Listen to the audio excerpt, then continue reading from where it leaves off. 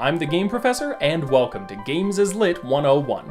This video is actually part of a larger project on Final Fantasy XIII, so if you have any particular interest in the ambitious, flawed, and rather divisive mess that is this game, definitely check out the whole thing on Librascope's channel. There's a link in the description, and I'll just put one right up there. So, now, let's talk about one of my personal favorite things about Final Fantasy XIII that I think often goes weirdly misunderstood. The thing that's always confused me most about Final Fantasy XIII's general reception is the hatred for one particular character, Hope. I played the game the day it came out and was surprised to find soon afterward that a whole lot of people hated him. To hear them tell it, Hope is a whiny kid who can't stop moping about his own problems long enough to even do anything about them, and he just keeps complaining, and it's so annoying, and look, I'm not gonna beat around the bush here, that's mostly just wrong. And to the degree to which it is right, it really doesn't work as a criticism of the character or the game's writing, and I want to just take a minute to talk about why that is. Quick review. Hope is a literal child who gets swept up in the Purge at the beginning of the game. When Snow and his band of freedom fighters liberate the train they're on, Hope's mother, Nora, chooses to fight with them. You sure? Yeah. Moms are tough. Unfortunately, they're all massacred soon after, and Snow, despite his best efforts, isn't able to save Nora. So Hope watches from a distance while his mother falls to her death in front of his eyes. Snow, meanwhile, knows that Nora wanted him to protect someone. Get him home. But he doesn't know who she's talking about, and the thought constantly tortures him. Hope blames Snow for his mother's death, which Snow himself only exacerbates by trying to be the encouraging hero while Hope is still grieving. Okay, listen. Find some place to hide and keep quiet. Once I find Sarah, we'll all leave together. You'll be home in time for dinner. Without realizing that Hope is Nora's son.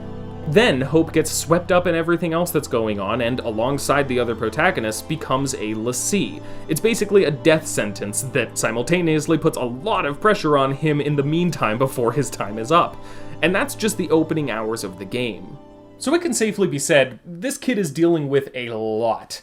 And needless to say, he doesn't really handle it all that well. The Final Fantasy player base has a long and storied history of reducing its characters down to two-dimensional stereotypes.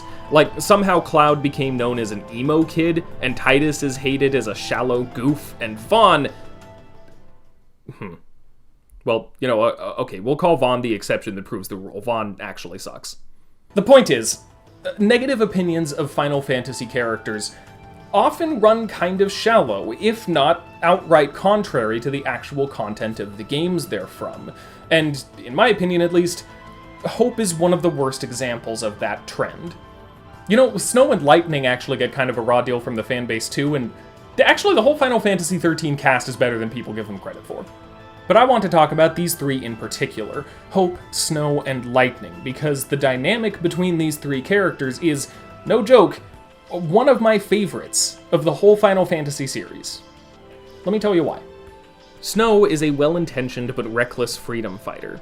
How much blame actually rests on Snow for the deaths of people who pressured him into letting them help him fight against a tyrannical government that's trying to genocide them is debatable. So be ready to... Wait! Let me fight with you! You can't expect us to just sit here! Please, let us help! But he is certainly characterized as reckless and a bit naive.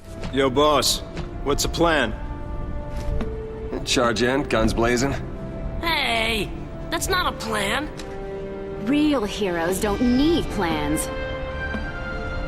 He knows what he wants and he fights for it without reservation or hesitation, or consideration for how impossible it may seem or what the smarter course of action might be.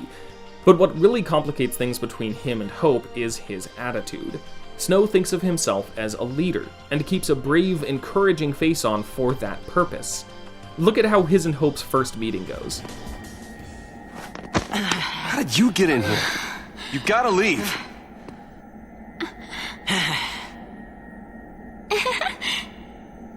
Okay, listen. Find some place to hide and keep quiet. Once I find Sarah, we'll all leave together. You'll be home in time for dinner. You... Wait! Who's Sarah? My wife. Future wife, that is. She's a pulseless sea. No. She's here somewhere, along with that foul sea. I gotta find her and set her free. What's wrong with you? Why do you want to help Lassie? They're the enemy. Huh? How can you save Lassie? You're not... That's insane! Probably. But I gotta do something, right? I'll be back. Without knowing what just happened to Nora, Snow's behavior here would seem perfectly normal. Snow sees two kids in a scary situation, so he does the grown-up thing. He acts like none of it is a big deal. He tries to give them strength by staying upbeat and confident no matter how bad things get. It's a trope any anime watcher is extremely familiar with. See that, Mom? There's always a smile on his face, no matter how bad things get. He's too strong! Young Midoriya! I got this. The problem is that Snow doesn't know that this is Nora's son. Hope is still awash in grief over watching his mother die minutes before, and as far as he's concerned, Snow's heroics are what got her killed. And now, Snow is acting like nothing happened, like his mother's death and his overwhelming grief just doesn't matter. It's kind of understandable that this only makes things worse, even if it's not really Snow's fault. The conflict here is based, to a degree, on a lack of information. Snow doesn't know that Hope is Nora's son, and Hope doesn't realize that Snow is putting on this happy-go-lucky attitude for his benefit more than anything else. But more than that, it's two people clashing over differences in how they handle pressure, grief, and trauma. The conflict here is born naturally of the different ways that they respond to their circumstances. That's good writing. This is where Lightning comes in. She too hates Snow, and for similar reasons. He was dating her sister Sarah, who ended up becoming a Lassie. Snow reacted out of concern for her rather than disgust, because, he's just a big caring himbo who wants everyone around him to be happy. What is your focus? Lassie have a focus, right? I'll go with you, help you do it. Just let me. And the two got engaged. Which means Lightning, a soldier who shut herself off from her own emotions ages ago, got the news of her sister's doom and her engagement to this guy she already didn't like at the same time. You kidding me? She gets made a Lassie and you pop the question? Lightning, stop it! No, you stop it! Get out of my house. You're shutting her out! She's your sister! And once Sarah turns to Crystal, having apparently accomplished her mysterious mission as a Lassie, Lightning's approach of burying her grief so she can keep moving forward clashes pretty intensely with Snow's approach of passionately and optimistically holding on and refusing to give up. Sarah's my bride-to-be. I promise to be hers forever. I don't care how many years I have to wait. It's over! Open your eyes and face reality! Once again, the conflict here comes from two characters who deal with a stressful situation in conflicting ways. They both have problems with how they process their grief and stress personally, and when they're forced together, those problems clash pretty violently and create conflict in the story. Now that's just good writing, but what really elevates it is the dynamic between Hope and Lightning as the two of them form a connection. Eventually, Hope and Lightning end up going their own way from the others, and both the characters who've been bottling up grief, rage, and unresolved issues, with Snow in particular, are left alone together. Predictably, this does not go well. Do you think he's still alive? You mean Snow? He's too stubborn to die. And that's his best quality. He's arrogant and chummy from the get-go. He thinks he's everybody's pal. Never liked him much. Hope and Lightning's relationship is overall pretty wholesome, as Hope tries to learn from her expertise and Lightning opens up to him in the process. But eventually, the subject turns to Snow, and their bitterness begins to feed on each other until it just spins out of control. It's his fault.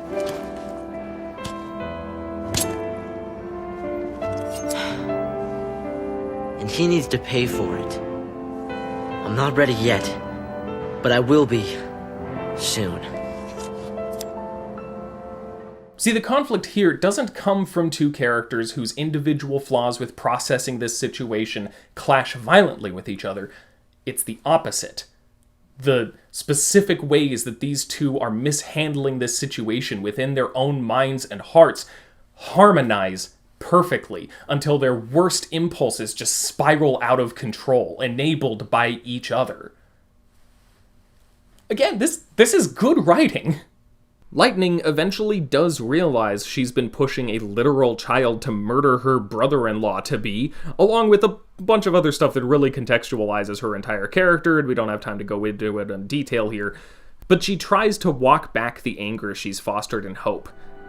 I was running away. And you, Hope. You got swept along with me. But Lightning, I don't understand.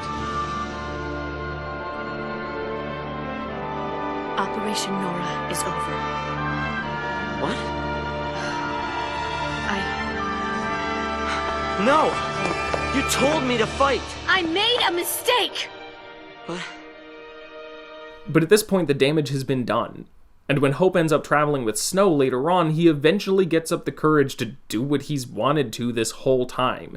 And what follows is legitimately one of my favorite scenes in the entire Final Fantasy series.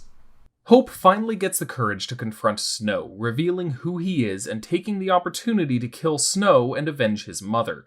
But they're discovered in that very moment, and Hope is blown off a cliff just before he can strike the killing blow.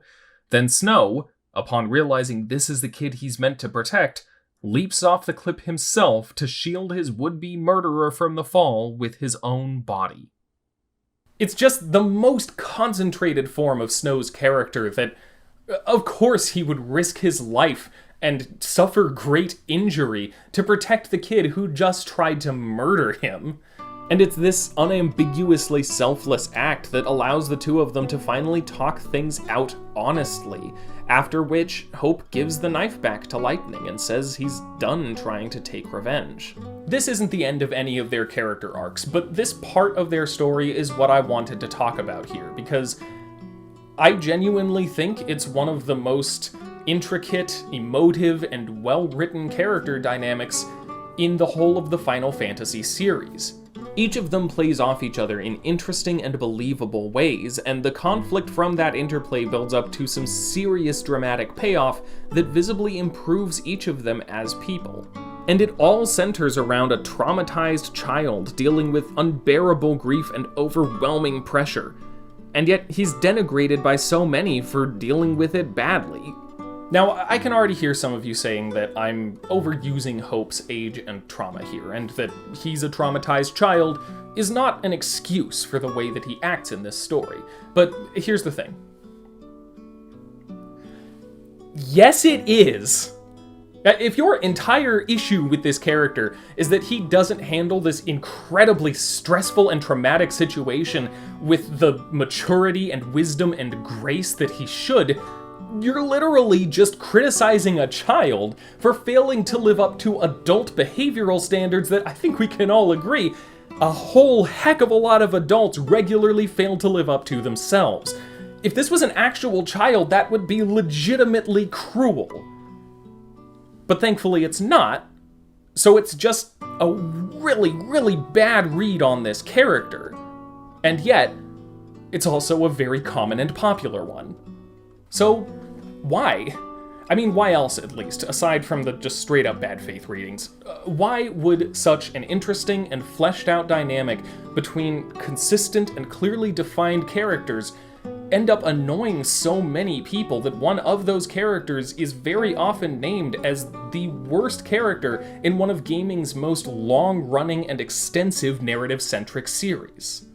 I have to wonder how much of the negative opinion of these characters comes down to the fact that it's pretty non-standard for the Final Fantasy series. These games are at their best when their characters take center stage, but usually they tend to get along fairly well, and conflict between them is usually pretty minor. The cast is developed by wrestling with their past, confronting non-player characters who are important to them, or forging difficult but positive bonds with each other. For the cast of a Final Fantasy game to be legitimately at each other's throats for a significant portion of the game is a big departure from the norm. It accentuates all their flaws so they can clash against each other, and I see how that could rub some people the wrong way if they're not used to it. But then, maybe I'm overthinking this.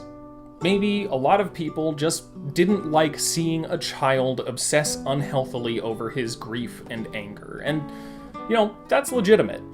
But to say that he's a bad character for it, or that the game is badly written because of it, that just doesn't hold up.